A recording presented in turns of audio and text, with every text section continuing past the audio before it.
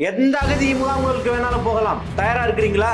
சீமான கழுவி ஊத்திக்கிட்டு இருப்பான். ஈழத்தமிழர்கள் பேரை சொல்லி நீ வாங்கி தின்னுகிட்டு இருக்க. அரசியல் வியாபாரிகள் இருக்க. தமிழை வச்சு பொழப்பு நடத்திக்கிட்டு இருக்க.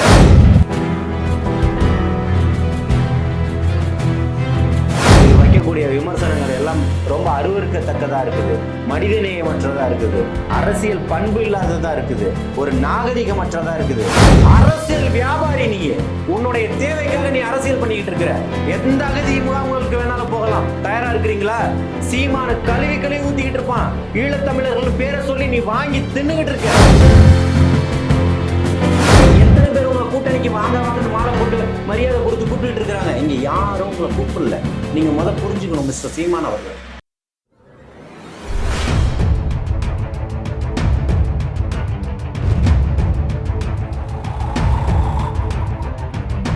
மாட்டுக்குரல் நேயர்களுக்கு வணக்கம். நம்முடன் இணைந்திருப்பவர் சமூக செயல்பாட்டாளர் திரு ஜலீல் அவர்கள். வணக்கம் சார். வாழ்த்துக்கள் சார். இப்போ சீமான் கிட்ட போய் விஜய் ஆதரவு கேட்டாரு அப்படின்ற நியூஸ் இணையத்துல என்ன பரவலமா போயிட்டு இருக்கு. இது உண்மையா? அதாவது சீமான் கிட்ட ஆதரவு கேட்கக்கூடிய அளவுக்கு விஜய் தரம் தாழ்ந்தவர் அல்ல, சரிங்களா? அதாவது மிகப்பெரிய ஒரு ஞானியா தன்னை முன்னிறுத்திப்பாரு. அவரே நினைச்சுப்பார் சீமான். அவருக்கான அடிப்படை அறிவுகள் இருந்தா அவருடைய கட்சிக்காரர்கள் ஏன் கட்சியை விட்டு வெளில போறோம்? இருக்கக்கூடியவன் கூட்டமா போய்கிட்டு இருக்கான். இன்னைக்கு நாகை மாவட்டத்துல முந்தா நாள் ஒரு 4 நாளைக்கு முன்னாடி பாத்தீங்கன்னா இவர் ஒரு மீட்டிங்க்கு போறாரு. அங்க இருந்து 500 பேர் வேலைக்கு இங்க சேர்ந்துட்டான். அவர் சொல்ற அங்க தாவேக்கால இருந்து கூட எங்க கட்சியில 1000 பேர் இணைகிறாங்க. நான் சொல்லிக்கிட்டா இருக்கிறேன். காட்டு சொல்லுன்னு சொல்றான்.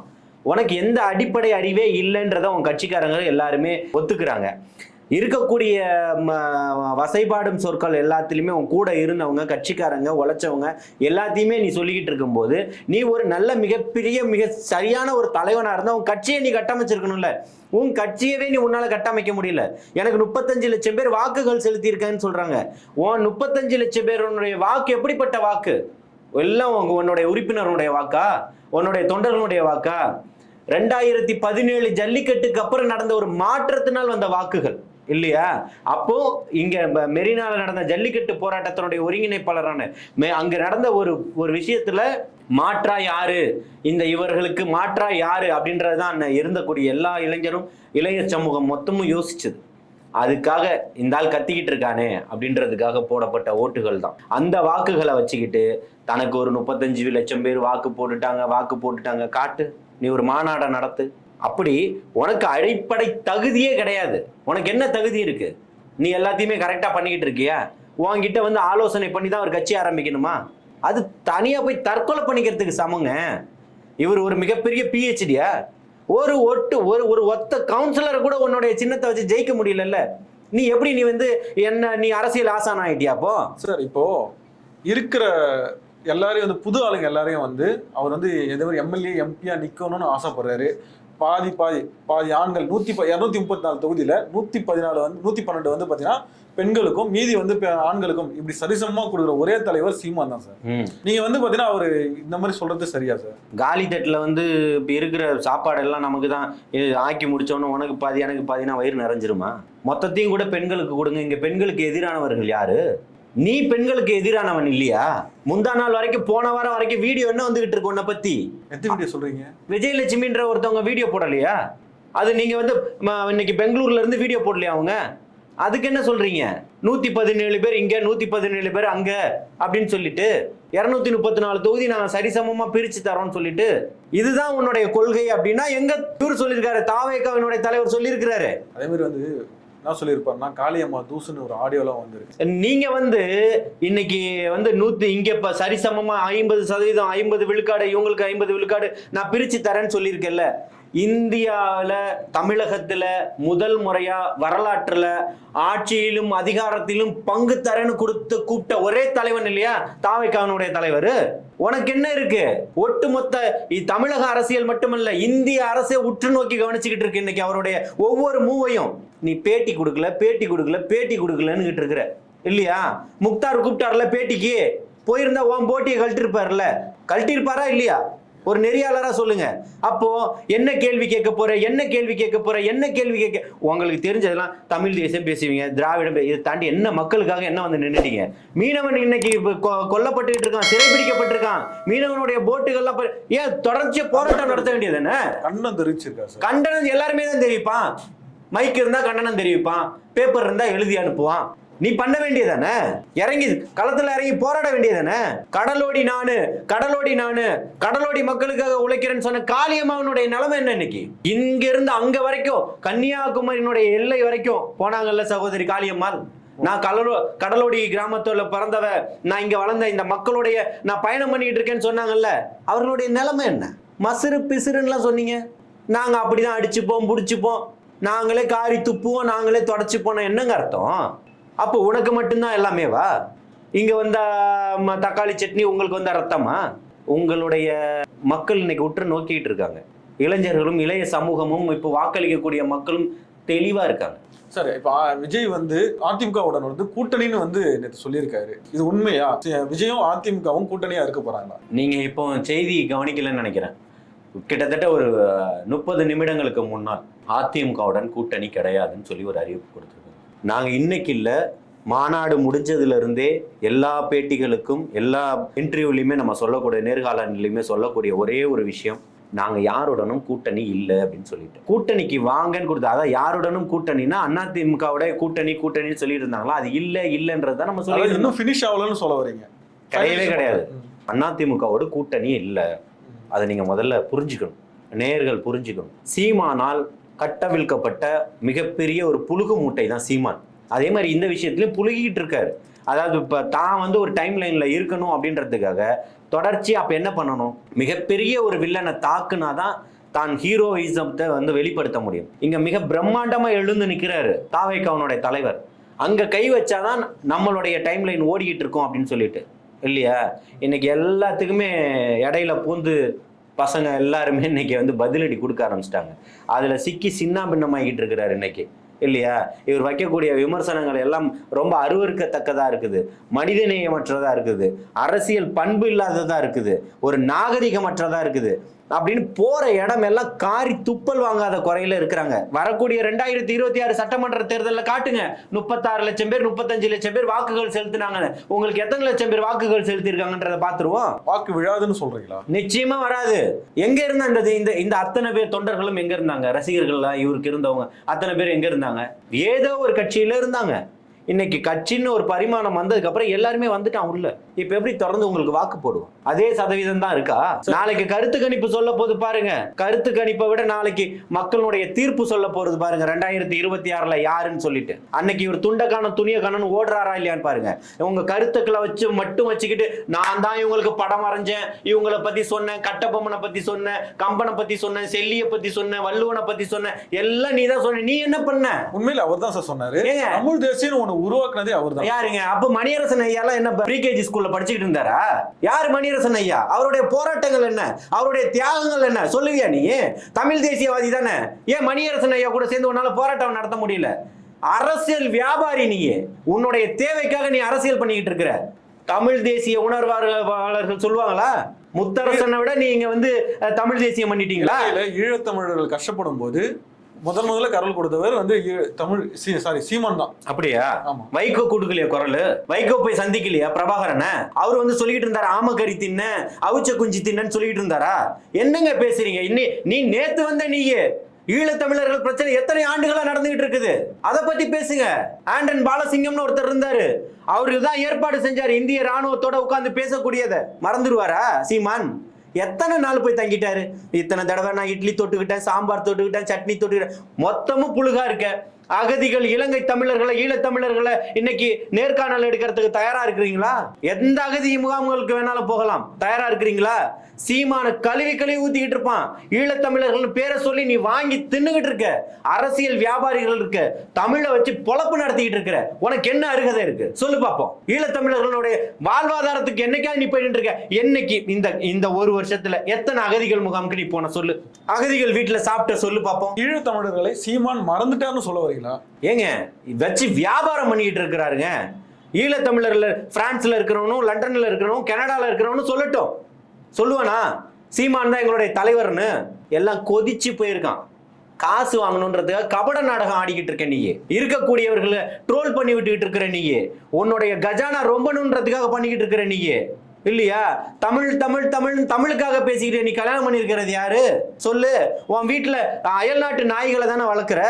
அதே மாதிரி வந்து கருணாநிதி ஜெயலலிதாவை விட விஜய் பெரிய தலைவரான ஒரு கோர்ஸ் 4 நாள் முன்னாடி சொல்லியிருக்காரு. இது எப்படி இதை பார்க்கலாம்? ஏன்னா விஜய்க்கு வந்து இப்போதான் வந்து அவர் சொல்றது ஒரு இது இருக்கு. விஜய் இப்போதான் வந்து அரசியலுக்கு வந்திருக்காரு. சீமான்லாம் வந்து ஒரு 10 வருஷமா வந்து அவர் தன்னுடைய இது மூலமா தான் வந்து 11% வந்து வாக்கை வந்து வாங்கியிருக்காரு. இந்த கூற்றுக்கு சரி தானே? கடந்த 27ஆம் தேதி நீங்க தமிழ்நாட்டில் தான் இருந்திருப்பீங்கன்னு நினைக்கிறேன். ஊடகங்கள்ல பார்த்துருப்பீங்க. கூட்டம் எப்படி இருந்ததுன்னு பார்த்தீங்களா? மாநாட்டில் நிறைய ஆளு தான் வந்து திமுக அண்ணா திமுகவனுடைய விட அதிகப்படியான கூட்டங்கள் இருந்ததா? இல்ல, ஓரளவுக்கு அந்த ஈக்குவலா தான் சார் இருந்தது. அதை விட அதிகம்லாம் சொல்லிட முடியல. தமிழ்நாட்டில் இது வரைக்கும் காணாத வரலாற்று பதிவு. விஜயகாந்தும் வந்தது. என்ன சொல்லுங்க, எத்தனை லட்சம் பேர் வந்தாங்க சொல்லுங்க. இவரு போய்கிட்டு இருக்கிறார். எந்த உளவுத்துறை சொல்லிச்சு 26 லட்சம் பேர்? சொல்லுங்க பாப்போம். எந்த உளவுத்துறைங்க சொல்லிச்சு? இன்னைக்கு இருக்கக்கூடிய ஒட்டுமொத்த டெக்னாலஜி காலத்திலேயே அவனால சொல்ல முடியல. தேசிய நெடுஞ்சாலையே மூடல் ஆயிடுச்சு, மூடிட்டான். போக முடியாது அப்படின்னு சொல்லிட்டு முடியல, அவங்களால வழி கொடுக்க முடியல. கலைஞர் அம்மையாரை விட நிச்சயமாக அவர் தலைவர் தான். இன்னைக்கு இருக்கக்கூடிய ஆட்சியாளர்கள் முன்னாடி அதிமுக திமுகவினுடைய மிகப்பெரிய மாற்று சக்தி தான் தாவேகா. அதுல மாற்று கருத்தே இல்லை. அதனுடைய பிரம்மாண்டத்தின் உச்சம் தான் அதனுடைய தலைவர் தளபதி விஜய் அவர்கள். அதுல மாற்று கருத்தே கிடையாது. சீமானுடைய பிறந்தநாள் அன்னைக்கு விஜய் வந்து பர்த்டே விஷஸ் பண்ணியிருக்காரு. இத வந்து சீமான் தம்பிகள் என்ன சொல்றாங்கன்னா, சீமானை பார்த்து விஜய் பயந்துட்டாரு. அன்னைக்கு ஒரு பேச்சு மேடையில பேசினாரு பாத்தீங்களா, தம்பி ஓரமா போயிட்டு இல்லைன்னா லாரி வந்து அடிபட்டுரும் சொல்லி, அதுக்கான பயந்துட்டு தான் இவர் வந்து விஷ் பண்ணாருன்னு ஒரு கூற்று போயிட்டு இருக்கு. இது எப்படி பாக்குறீங்க? வாழ்த்துக்கள் சொல்றது வந்து மனித நேயம், பண்பு. சரிங்களா? இப்பவும் சொல்றேன், தாவேகாவுடைய தலைவர் பண்பாளர், மனிதநேயம் மிக்கவர். அதுல மாற்று கருத்தே இல்லை. உனக்கு என்ன இருக்கு? உனக்கு பண்பு நாகரிகம் எதுவுமே தெரியாது. ஒரு பழமொழி சொல்லுவாங்க, என்னன்னாலும் நாயை கழுவி நடுவீட்டில் வச்ச கதை தான் சொல்லிட்டு. அதே மாதிரி தான் உன்னுடையது. நீ காசு வாங்கிட்டு காசுக்காக பேசிக்கிட்டு இருக்கிறவன் இல்லையா நீ? நீ 14 வருஷம் கட்டமைச்சிருக்க, ஏன் ஒரு தொகுதியிலுமே ஜெயிக்கல? 50% பெண்களுக்கு, 50% ஆண்களுக்கு எல்லாம் கொடுத்துட்ட. நீ சிறந்த திட்டத்தை வகுத்துட்ட. தமிழ்நாடு தமிழருக்குன்ற அங்கங்க கிட்டத்தட்ட ஃபைல்ஸ் வந்ததுக்கு ஈக்குவலா கத்துற.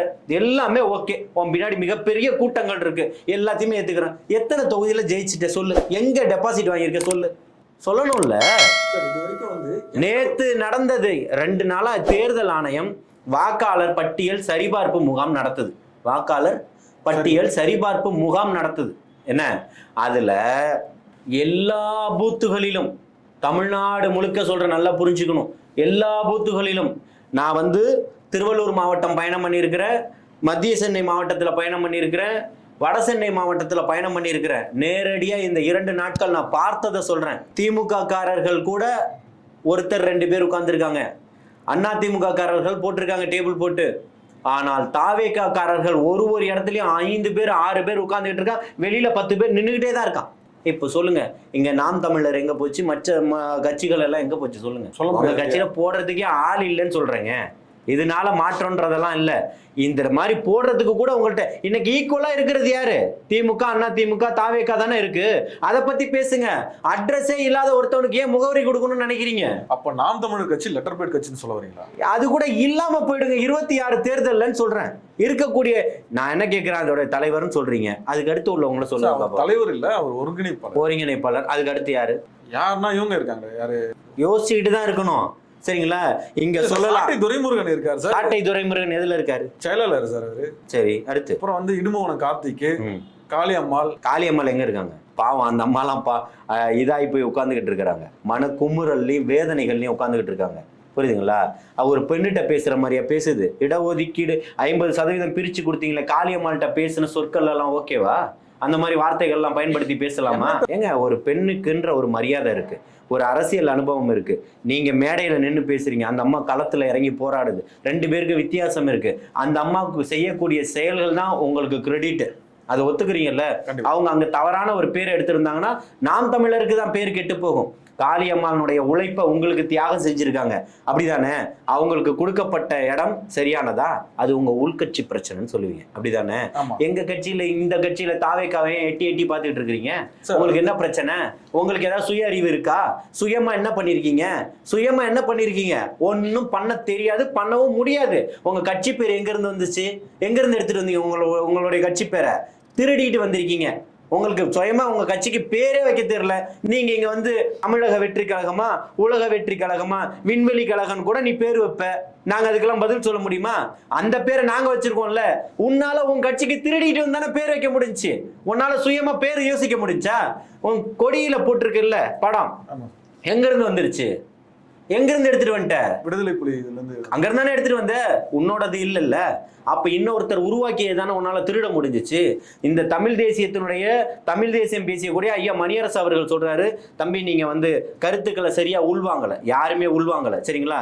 இவர் தாவேக்காவினுடைய தலைவர் மாநாட்டு பந்தல்ல என்ன சொல்றாரு? தமிழ் தேசியமும் திராவிடமும் தமிழகத்தின் இரு கண்களாக இருக்குது, அதனால் அதை ஏற்று நம்மளுடைய சமூக நீதி கொள்கையில பயணம் பண்ணுவோம்னு சொல்றாரு. இதுங்க கொள்கையே என்னன்னு தெரியல, அறிக்கையே என்னன்னு படிக்கல.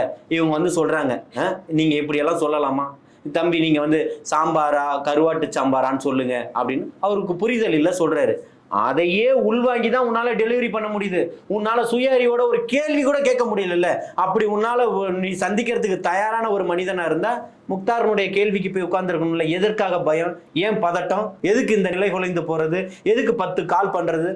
முக்தார் ஓப்பனா பொது வெளியில மேடையில சொன்னார்ல, மறுக்க முடியாதுல்ல, இன்னைக்கும் ஆதாரங்கள் இருக்குல்ல. அப்ப நீ எந்த நிலைமையில இருக்க? நாங்க மீடியாவை அவர் சந்திச்சா என்ன, சந்திக்கலன்னா உனக்கு என்ன பிரச்சனை?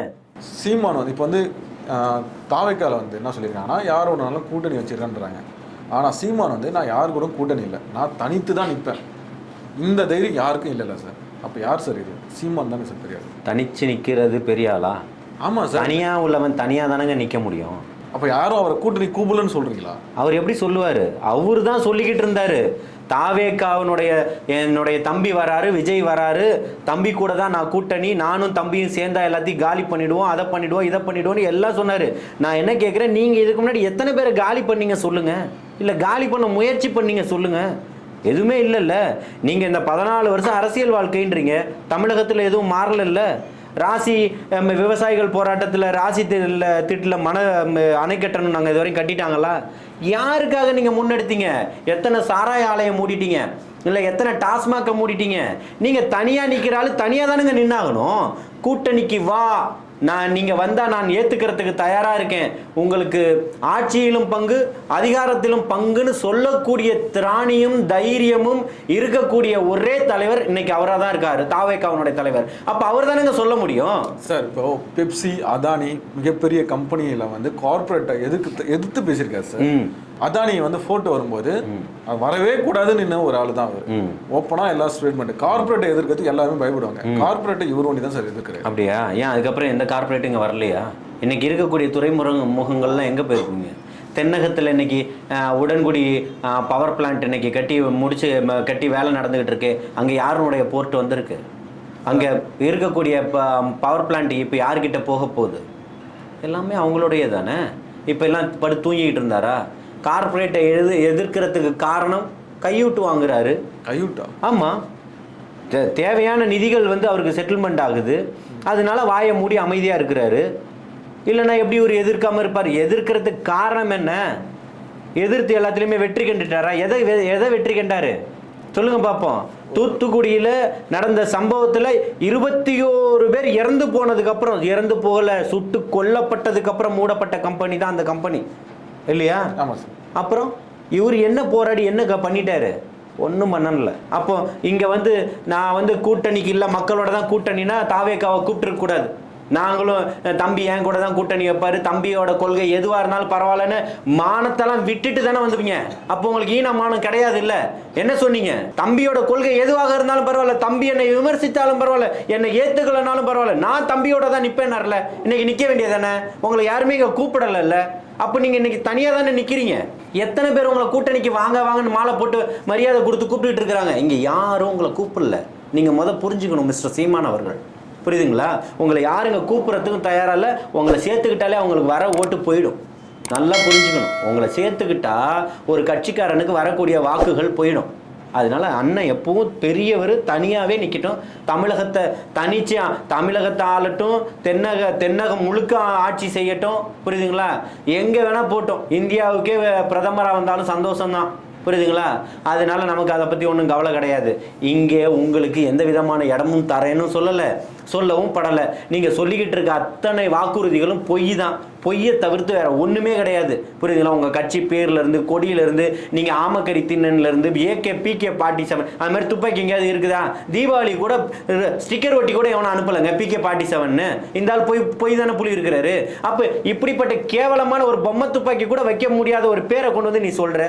இதெல்லாம் நான் பண்ணினேன், நான் செஞ்சேன்னு சொல்லிட்டு முதல்ல உங்களை பாருங்கள், உங்களுடைய கட்சி நிர்வாகிகளை பாருங்கள். இன்றைக்கி எல்லாம் கூட்டமாக போய்கிட்டு இருக்கான். தாவேக்காக்கு தான் போய்கிட்டு இருக்கா. நீங்களும் போகக்கூடிய சூழல் ஏற்படலாம். புரியுதுங்களா?